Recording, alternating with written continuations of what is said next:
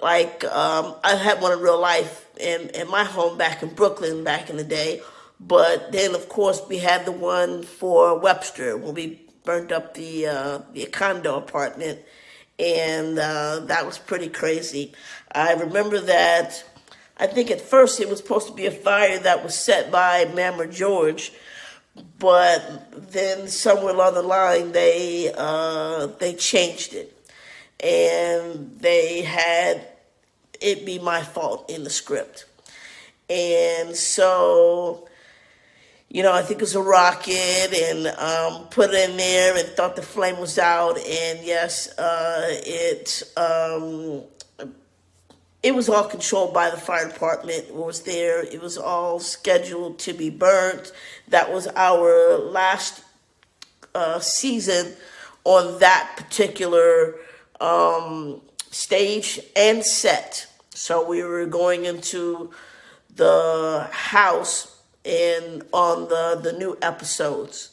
And so that was pretty crazy to see how scorched it really was after that. So it was pretty crazy, and it was very real, and it was very burnt, and it was crispy, and yeah, we did all our takes to get it done right and get it in the can.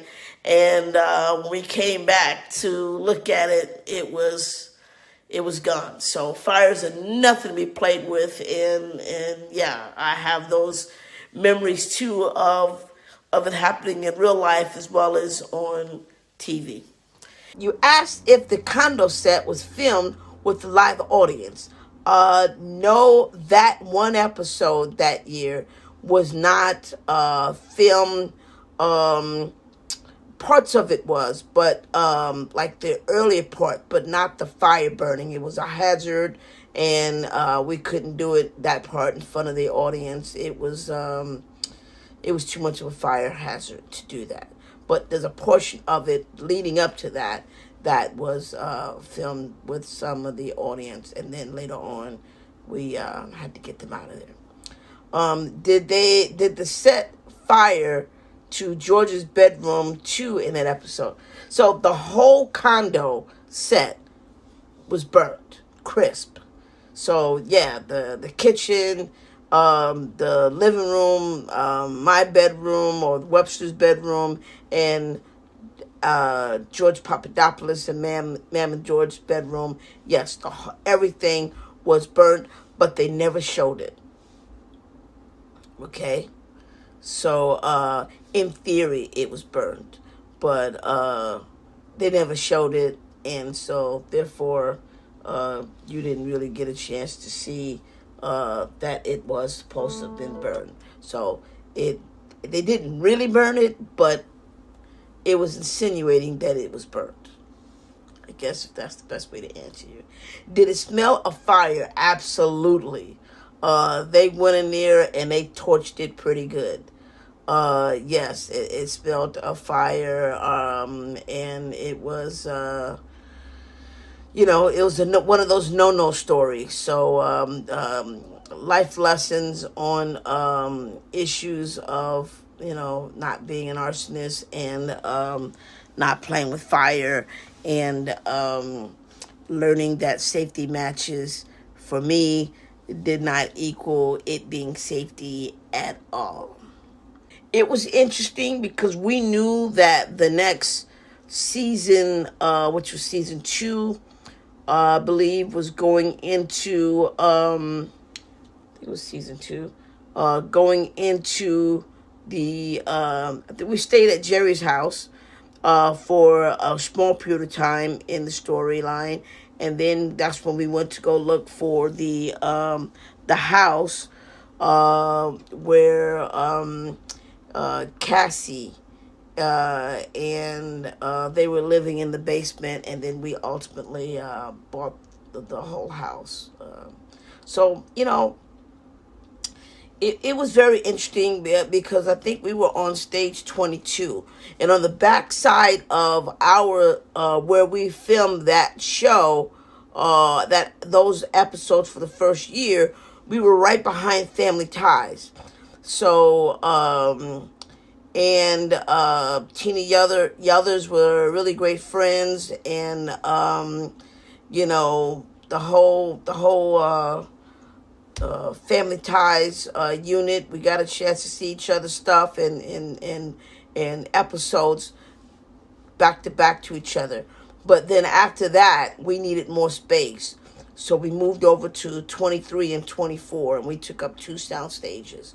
One for the production, and the other one was for offices and my schoolroom and a little play area for a little foosball and basketball and some downtime like that.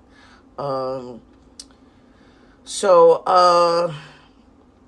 yeah, those were very interesting. And the new stage that we went on, that was 23 and 24, that's where Happy Days used to film their show, and where Joni Love Chachi was where we put our offices and my schoolroom and stuff like that, and Susan Alex office, schoolroom, or whatever.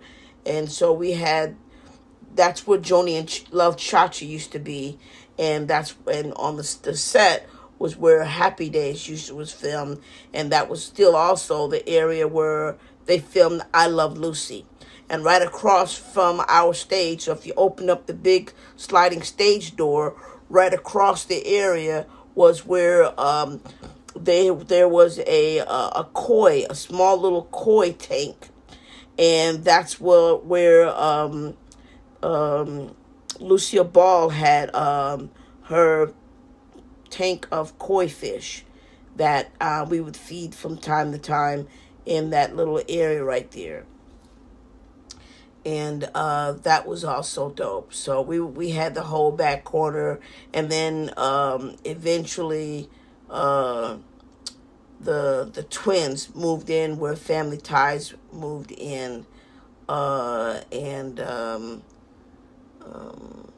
it's pretty dope. One sound stage beyond that is where they filmed Cheers, which is usually always a closed set, and they didn't film in front of a live audience.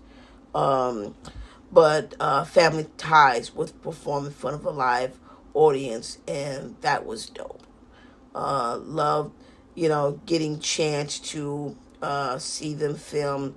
And when I was on break, I would sneak and look at the window upstairs, and I could see their whole set and watch them film, and that was dope. So, but the year that Webster came to Paramount and watched and we started episode 1, Happy Days was still filming, and Ron Howard was directing the episodes. So great times, great moments, and I think that was also the year right before we got there was the last year of Laverne and Shirley, which was interesting. And Solid Gold was down the street. Star Trek was on the other side of the lot, and Paula Abdul was one of the choreographers of Solid Gold. So a lot of great stuff, a lot of strange people. Later on, Pee Wee Herman Playhouse came to Paramount, and Eddie Murphy production came to Paramount. And matter of fact, if you look at, you're a great Webster fan. So let me give you a piece of great nuggets. There were 2 films that I know of that was shot on the set of Webster.